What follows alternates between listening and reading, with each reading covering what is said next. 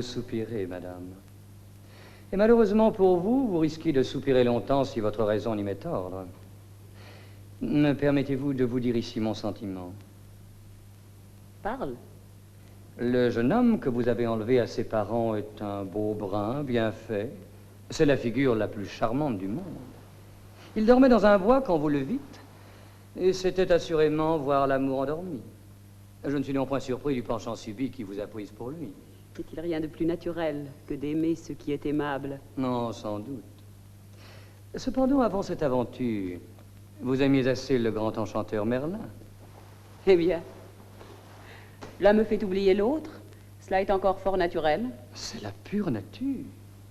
Mais il reste une petite observation à faire.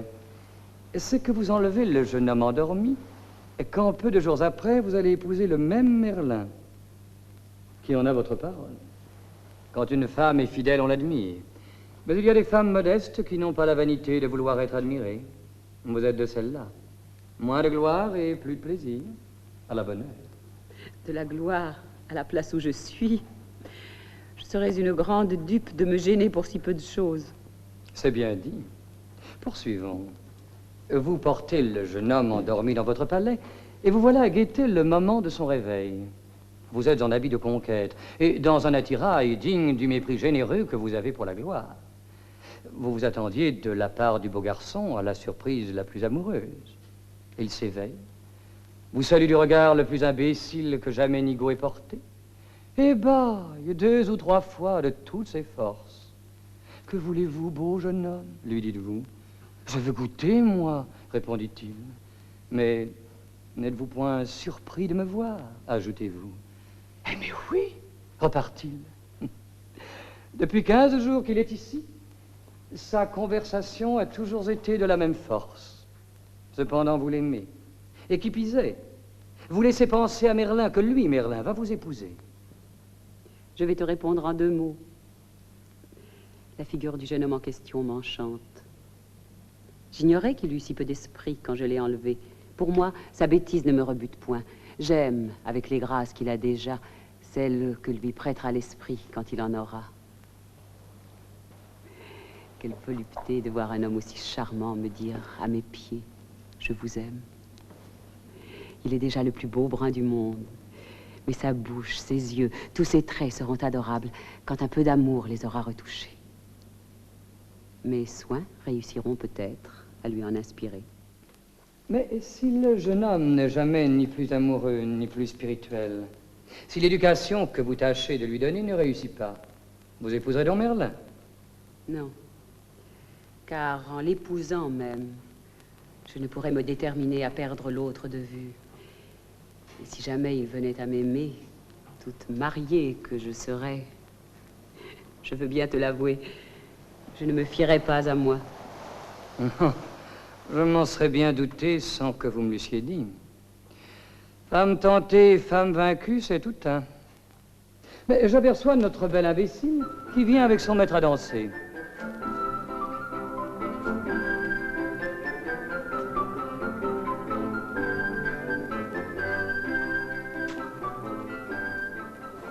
Eh bien, aimable enfant, vous me paraissez triste. Y a-t-il quelque chose qui vous déplaise? Moi? Je n'en sais rien.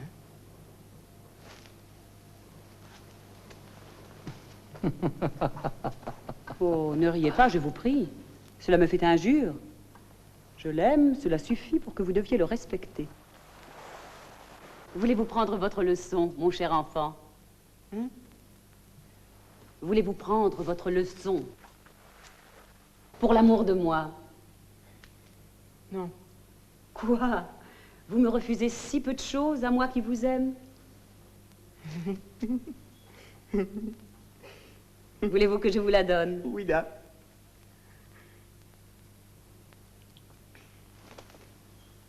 Mon cher Arlequin, un beau garçon comme vous, quand une dame lui présente quelque chose, doit lui baiser la main en le recevant.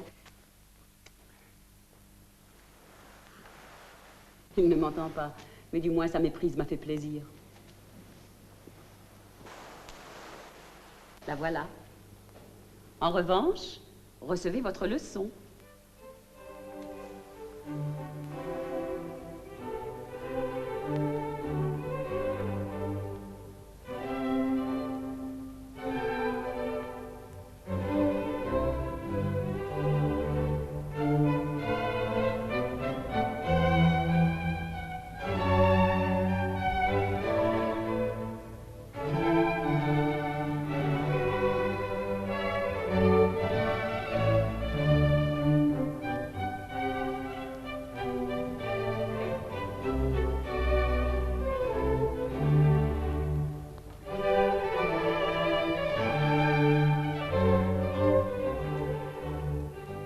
m'ennuie.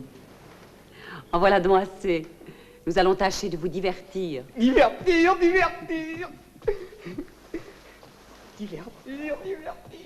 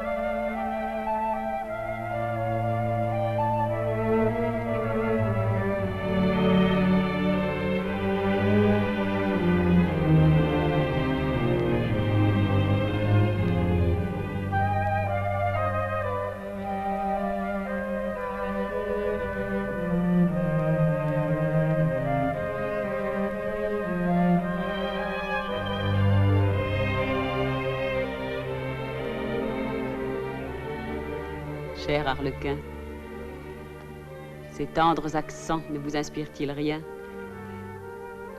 Que sentez-vous? Je sens un grand appétit. C'est-à-dire qu'il soupire après sa collation.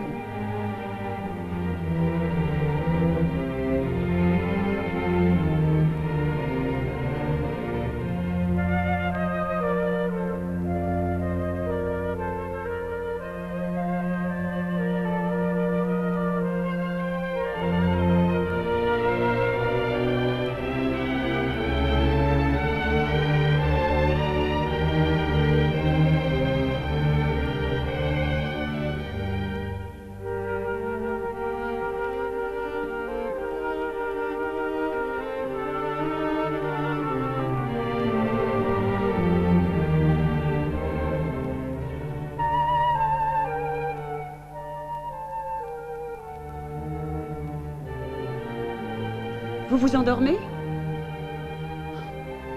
Que faut-il donc faire pour vous amuser?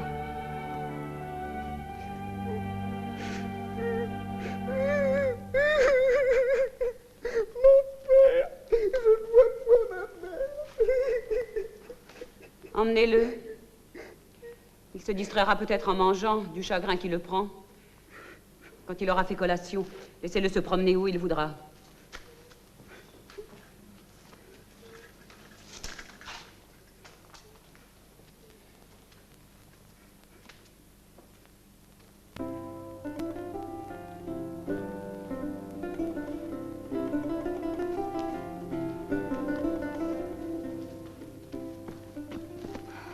Vous me fuyez, belle Sylvia?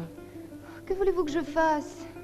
Vous m'entretenez d'une chose qui m'ennuie, vous me parlez toujours d'amour. Je vous parle de ce que je sens. Oui, mais je ne sens rien, moi.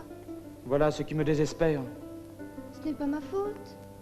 Je sais bien que toutes nos bergères ont chacune un berger qui ne les quitte point. Elles me disent qu'elles aiment, qu'elles soupirent. Elles y trouvent leur plaisir. Pour moi, je suis bien malheureuse. Depuis que vous dites que vous soupirez pour moi, j'ai fait ce que j'ai pu pour soupirer aussi. Car j'aimerais autant qu'une autre à être bien aise. Ah. S'il y avait quelques secrets pour cela, tenez, je vous rendrai heureux tout d'un coup. Car je suis naturellement bonne. Hélas, pour de secrets, je n'en sais point d'autre que celui de vous aimer moi-même. Apparemment que ce secret-là ne vaut rien, car je ne vous aime point encore et j'en suis bien fâchée.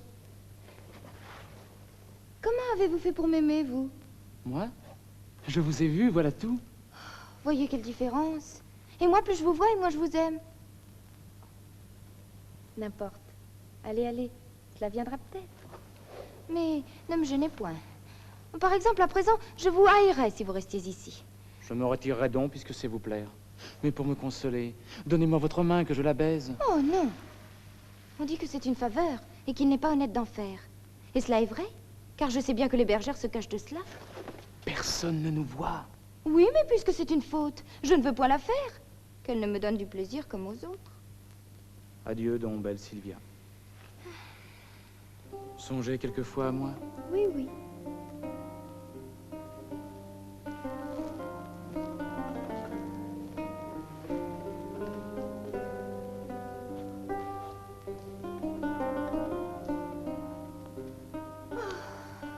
berger me déplaît avec son amour. Toutes les fois qu'il me parle, je suis toute de méchante humeur.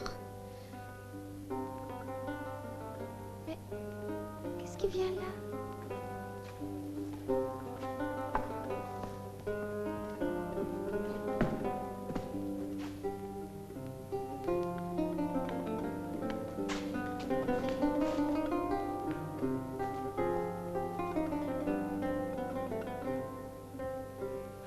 Oh mon Dieu, le beau garçon. Vous êtes bien pressé. Je me retire, car je ne vous connais pas. Vous ne me connaissez pas, tant pis. Faisons connaissance, voulez-vous? Je le veux bien. Que vous êtes jolie. Vous êtes bien obligeant. Au point, je dis la vérité. Vous êtes bien jolie aussi, vous. Tant mieux. Où demeurez-vous? Je vous irai voir.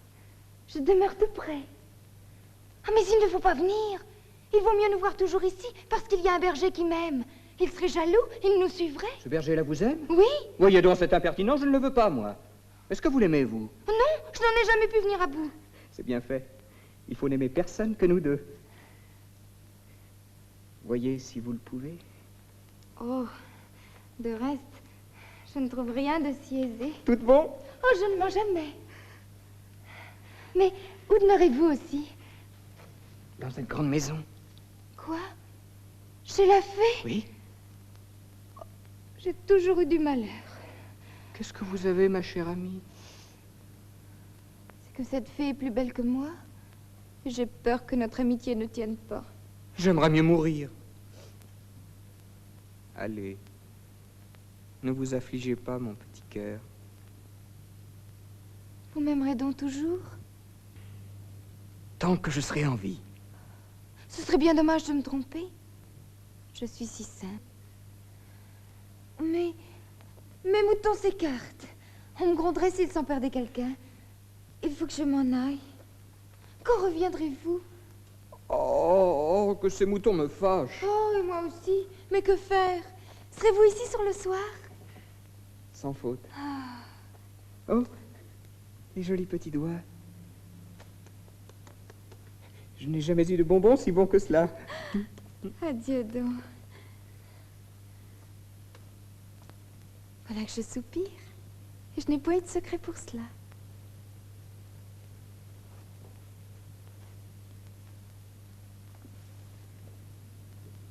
Mon ami. Que voulez-vous, mon amant? Ah, c'est mon mouchoir. Donnez. Non, je veux le garder. Il me tiendra compagnie. Qu'est-ce que vous en faites? Je me lave quelquefois le visage et je m'essuie avec. Et par où vous sert-il afin que je le baise par là? Partout. Oh, mais j'ai hâte. Je ne vois plus mes moutons. Adieu, jusqu'à tantôt.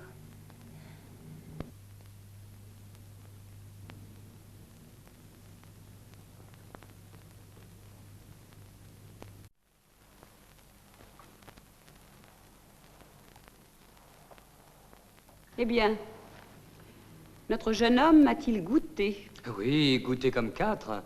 Il excelle en fait d'appétit. Où est-il à présent? Je crois qu'il joue au volant dans les prairies.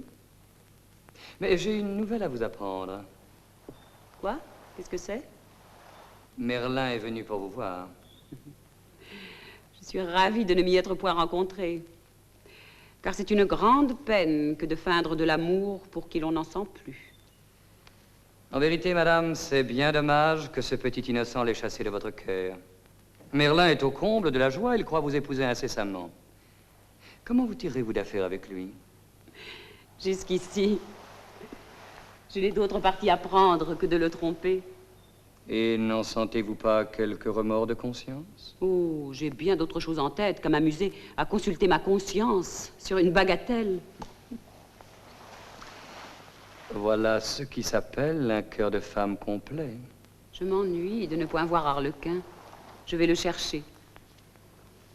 Mais le voilà qui vient à nous. Qu'en dis-tu, Trivelin? Il me semble qu'il se tient mieux qu'à l'ordinaire.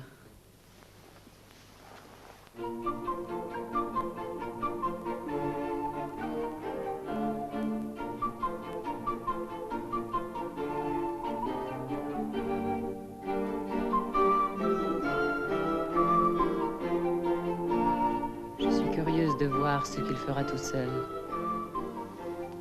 Mets-toi à côté de moi. Je vais tourner mon anneau qui nous rendra invisibles.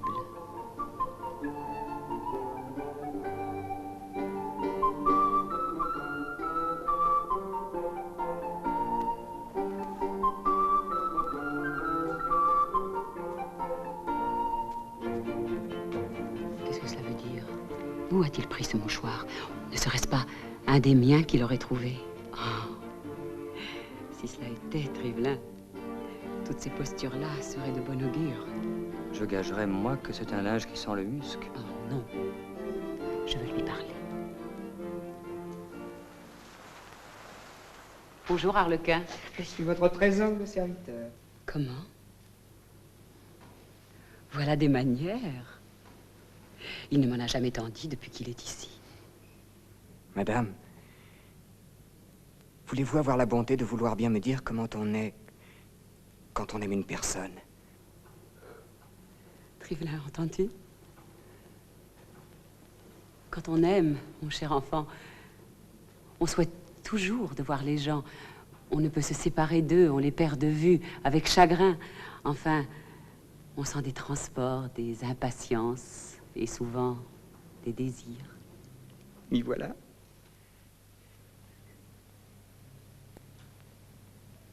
Non, c'est une curiosité que j'ai. Il jase, vraiment. Il jase, il est vrai, mais sa réponse ne me plaît pas. Mon cher Arlequin, ce n'est donc pas de moi que vous parlez.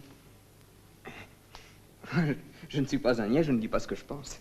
Qu'est-ce que cela signifie? Où avez-vous pris ce mouchoir? Je l'ai pris à terre. À qui est-il? Il est...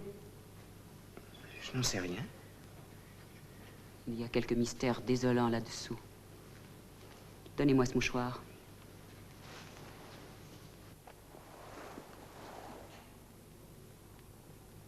Il n'est pas à moi, et il le baisait. N'importe. Cachons-lui mes soupçons et ne l'intimidons pas, car il ne me découvrirait rien. Ayez la charité de me rendre le mouchoir. Tenez, Arlequin. Je ne veux pas vous l'ôter puisqu'il vous fait plaisir. Vous me quittez? Où allez-vous? Dormir sous un arbre. Allez, allez.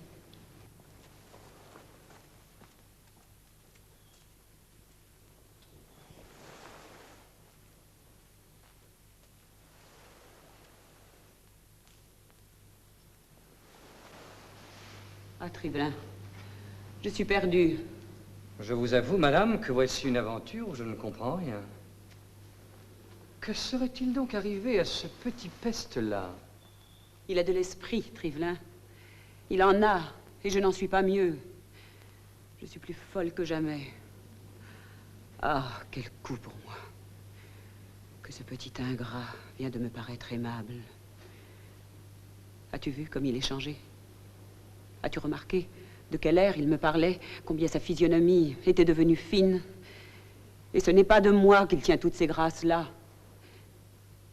Il a déjà de la délicatesse de sentiment. Il s'est retenu. Il n'ose me dire à qui appartient le mouchoir. Il devine que j'en serai jalouse. Hein, qu'il faut qu'il se soit pris d'amour pour avoir déjà tant d'esprit. Que je suis malheureuse. Une autre lui entendra dire ce « je vous aime » que j'ai tant désiré. Et je sens qu'il méritera d'être adoré. Je suis au désespoir. Sortons, Trivelin. Il s'agit ici de découvrir ma rivale. Je vais le suivre et parcourir tous les lieux où ils pourront se voir. Cherche de ton côté, va vite. Je me meurs.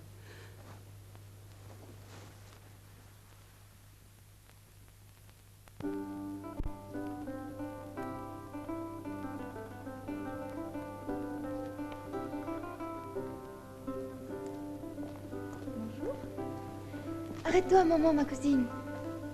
Je t'aurai bientôt conté mon histoire et tu me donneras quelques avis. Tiens, j'étais ici quand il est venu. Dès qu'il s'est approché, le cœur m'a dit que je l'aimais. Cela est admirable. Il s'est approché aussi, il m'a parlé. Sais-tu ce qu'il m'a dit? Qu'il m'aimait aussi. J'étais plus contente que si on m'avait donné tous les moutons du hameau. Vraiment? Je ne m'étonne pas si toutes nos bergères sont si aises d'aimer. Je voudrais n'avoir fait que cela depuis que je suis au monde. Tant je le trouve charmant. Mais ce n'est pas tout.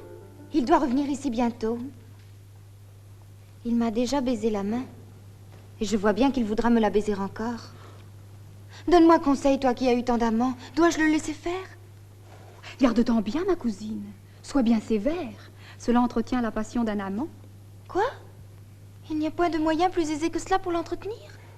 Non. Oh. Mais il ne faut point lui dire aussitôt que tu l'aimes. Et comment s'en empêcher? Je suis encore trop jeune pour pouvoir me gêner. Fais comme tu pourras. Mais on m'attend, je ne puis rester plus longtemps. Adieu, ma cousine.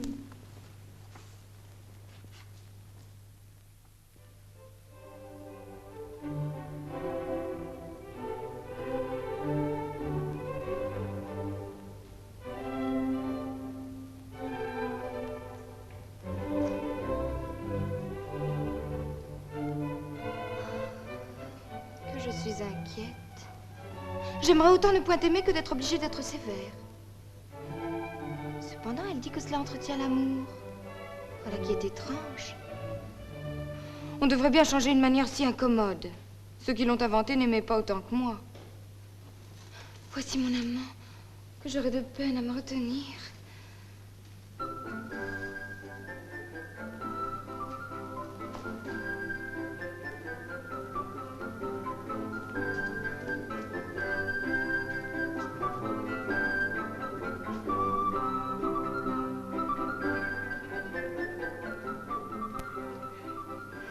Vous voilà donc, mon petit cœur. Oui, mon amant. Êtes-vous bien aise de me voir? Assez. Assez? Ce n'est pas assez. Ah, si fait, il n'en faut pas davantage. Et moi, je ne veux pas que vous disiez comme cela. Oh, ne me baissez pas la main, au moins.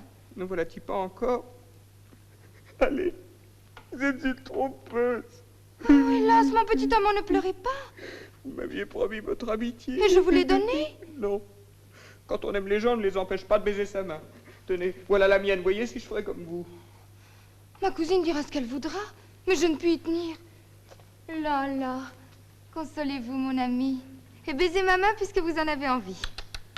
Mais écoutez, n'allez pas me demander combien je vous aime, car je vous en dirai toujours la moitié moins qu'il n'y en a. Cela n'empêchera pas que dans le fond, je ne vous aime de tout mon cœur. Mais vous ne devez pas le savoir, parce que cela vous ôterait votre amitié, on me l'a dit. Tous ceux qui vous ont dit cela ont fait un mensonge. Ce sont des causeurs qui n'entendent rien à notre affaire. Le cœur me bat quand je baise votre main, que vous dites que vous m'aimez. Et c'est marque que ces choses-là sont bonnes à mon amitié. Cela se peut bien, mais qu'importe. Puisqu'on dit que cela ne vaut rien, faisons un marché de peur d'accident. Toutes les fois que vous me demanderez si j'ai beaucoup d'amitié pour vous, je vous répondrai que je n'en ai guère. Et cela ne sera pourtant pas vrai. Et quand vous voudrez me baiser la main, je ne le voudrai pas. Et pourtant, j'en aurai envie.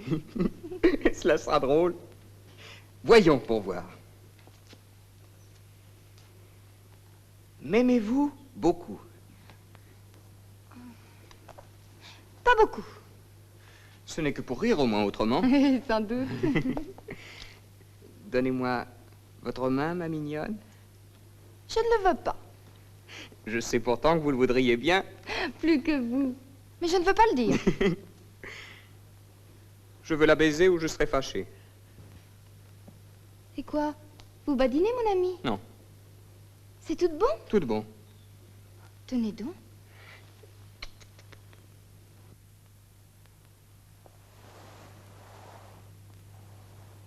Ah, je vois mon malheur. Dame, je badinais. Je vois bien que vous m'avez attrapé, mais j'en profite aussi. Voilà un petit mot qui me plaît comme tout.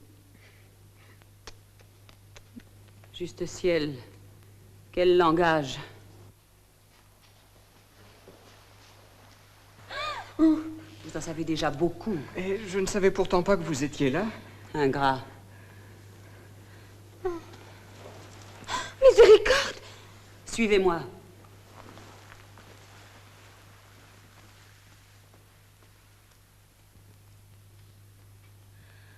Oh, la méchante femme.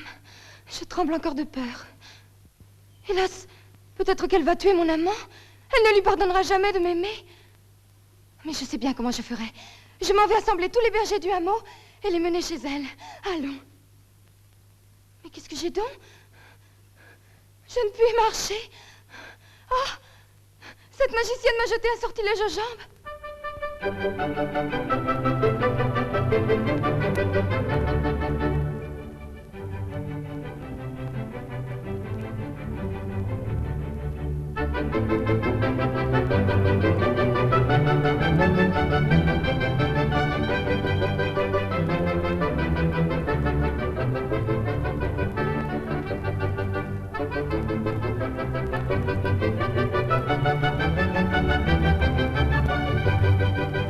Aïe, aïe, ayez pitié de moi. Au secours!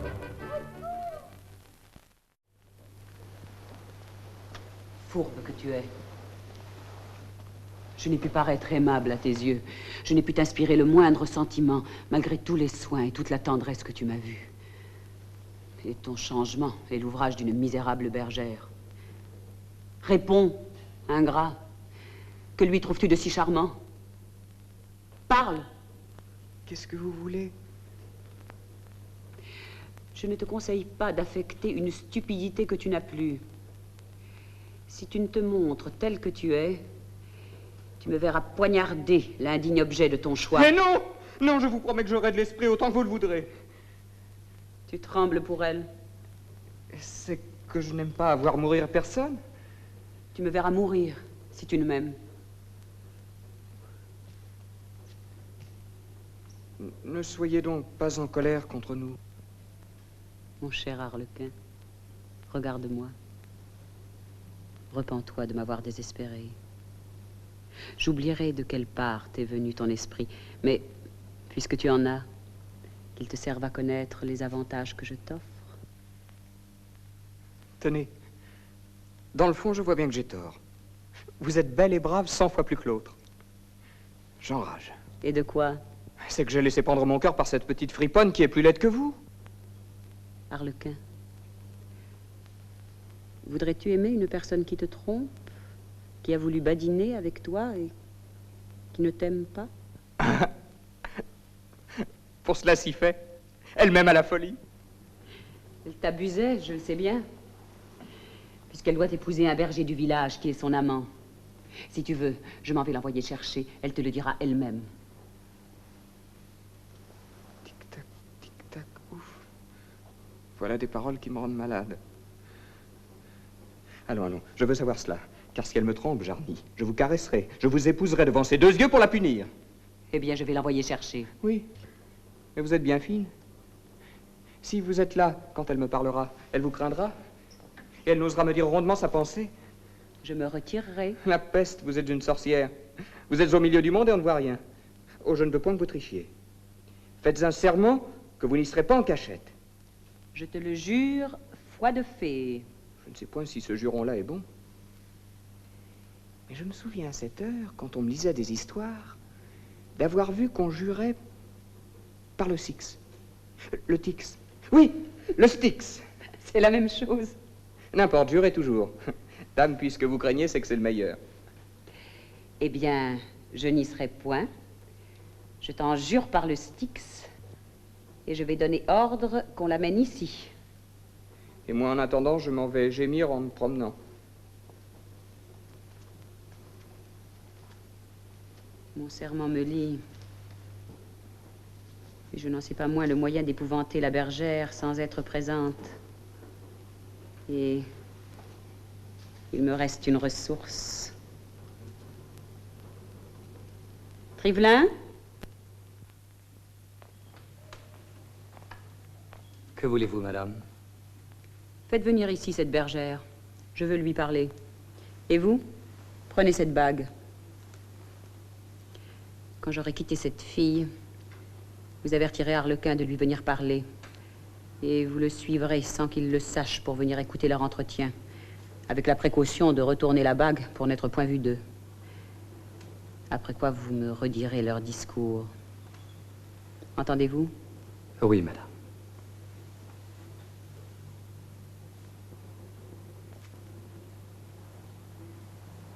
Est-il d'aventure plus triste que la mienne? Je n'ai lieu d'aimer plus que je n'aimais que pour en souffrir davantage. Et cependant, il me reste encore quelque espérance. Mais voici ma rivale.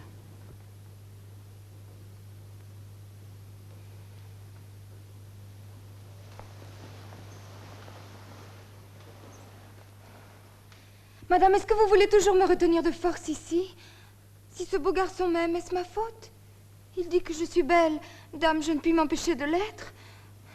Écoutez-moi, petite fille. 1000 tourments vous sont préparés si vous ne m'obéissez. Hélas, vous n'avez qu'à dire. Arlequin va paraître ici. Je vous ordonne de lui dire que vous n'avez voulu que vous divertir de lui, que vous ne l'aimez point et qu'on va vous marier avec un berger du village. Je ne paraîtrai point dans la conversation, mais je serai à vos côtés sans que vous me voyiez. Et si vous n'observez mes ordres avec la dernière rigueur, s'il vous échappe le moindre mot qui lui fasse deviner que je vous ai forcé à lui parler comme je le veux, tout est prêt pour votre supplice. Moi? Lui dire que j'ai voulu me moquer de lui? Cela est-il raisonnable? Il se mettra à pleurer. Et je me mettrai à pleurer aussi. Vous savez bien que cela est immanquable. Vous osez me résister.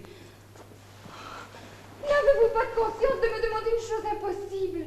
Paraissez, esprits infernaux. Allez prendre l'ingrat qu'elle aime et donnez-lui la mort à ses yeux. La mort? Ah, Madame la Fée, vous n'avez qu'à le faire venir. Je m'en vais lui dire que je le hais. Et je vous promets de ne point pleurer du tout. Je l'aime trop pour cela. Si vous versez une larme, si vous ne paraissez tranquille, il est perdu, et vous aussi. Quand vous lui aurez parlé, je vous ferai reconduire chez vous si j'ai lieu d'être contente. Il va venir. Attendez ici. Exécutez mes ordres.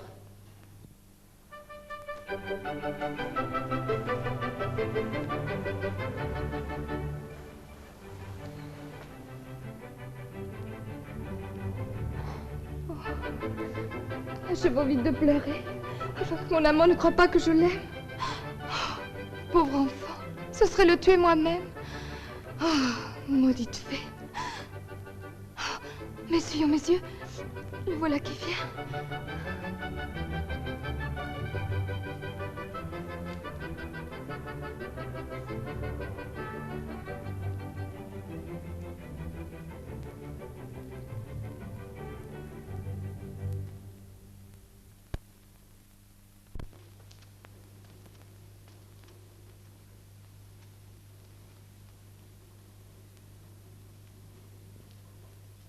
Mon ami, Eh bien,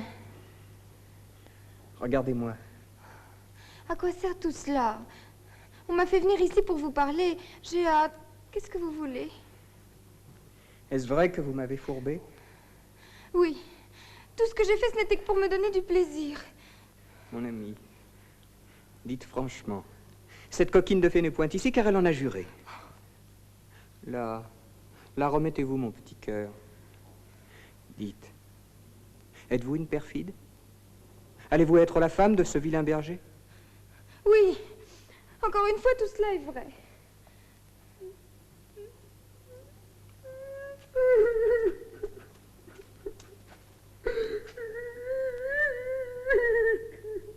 Oh, le courage me manque. Qu'allez-vous donc faire? Il va se tuer! Arrêtez-vous, mon amant, j'étais obligée de vous dire des menteries. Madame la Fée, pardonnez-moi. En quelque endroit que vous soyez ici, vous voyez bien ce qu'il en est. Oh, quel plaisir. Soutenez-moi, m'amour. Je m'évanouis d'aise. Voilà la Fée. Non, mes enfants, ce n'est pas la fée. Mais elle m'a donné son anneau afin que je vous écoutasse sans être vu. Ce serait bien dommage d'abandonner de si tendres amants à sa fureur. Aussi bien ne mérite-t-elle pas qu'on la serve, puisqu'elle est infidèle au plus généreux magicien du monde, à qui je suis dévoué. Soyez en repos. Je vais vous donner un moyen d'assurer votre bonheur. Il faut qu'Arlequin paraisse mécontent de vous, Sylvia, et que de votre côté, vous feigniez de le quitter en le raillant. Pour vous, Arlequin, quand Sylvia sera sortie, vous resterez avec la fée. Alors, en l'assurant que vous ne songez plus à Sylvia, infidèle, vous tâcherez par quelques tours d'adresse et comme en badinant, de lui prendre sa baguette. Je vous avertis que dès qu'elle sera dans vos mains, la fée n'aura plus aucun pouvoir sur vous deux. Et qu'en la touchant elle-même d'un coup de baguette, vous en serez absolument le maître. Pour lors, vous pourrez sortir d'ici et vous faire telle destinée qu'il vous plaira. Je prie le ciel qu'il vous récompense. Oh, quel honnête homme. Quand j'aurai la baguette, je vous donnerai votre plein chapeau de liard. Préparez-vous. Je vais amener ici la fée. Ma chère amie, la joie me court dans le corps. Il faut que je vous baise, nous avons bien le temps de cela. Taisez-vous de mon ami. Ne nous caressons pas à cette heure afin de pouvoir nous caresser toujours. Je crois, madame, que vous aurez lieu d'être contente.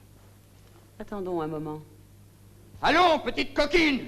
Sortez d'ici, friponne! Voyez cette petite effrontée? Sortez d'ici, mort de ma vie! Il est drôle. Adieu, adieu. Je m'en vais épouser mon amant. Une autre fois, ne croyez pas tout ce qu'on vous dit, petit garçon. Faites-la sortir, Trivelin.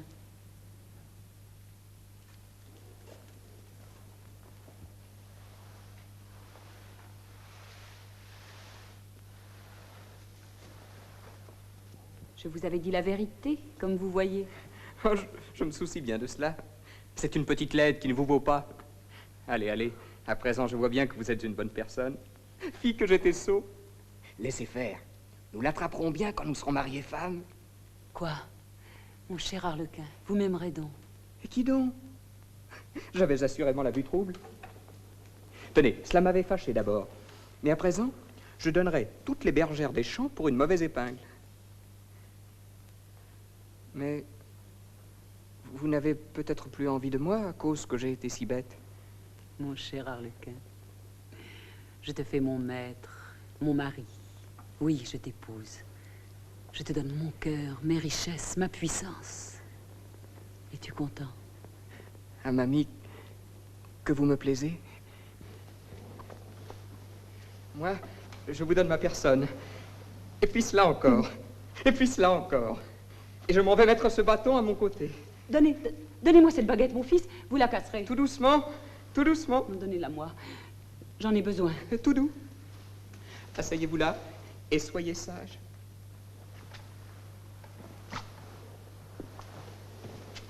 Je suis perdue.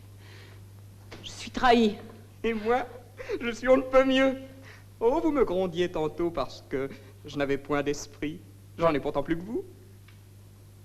Voyez-vous cela? Soyez bien sage, madame la sorcière. Trivelin, qu'on aille me chercher mon petit cœur.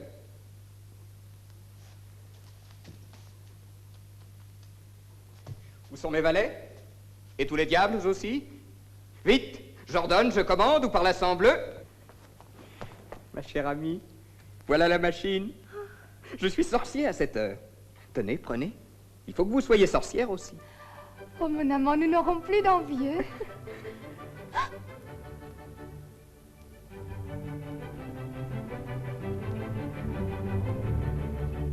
Vous êtes notre maîtresse. Que voulez-vous de nous? Donnez-moi ce bâton. Jarny, je vous apprendrai à vivre. Disparaissez, esprits infernaux! Bonjour, madame. Comment vous portez-vous? Vous n'êtes donc plus si méchante? Oh, qu'elle est en colère. Tout doux, je suis le maître. Allons, qu'on nous regarde tout à l'heure agréablement. Laissons-la, mon ami. Soyons généreux. La compassion est une belle chose. Je lui pardonne. Mais je veux qu'on s'amuse, qu'on danse, et puis après, nous irons nous faire roi quelque part.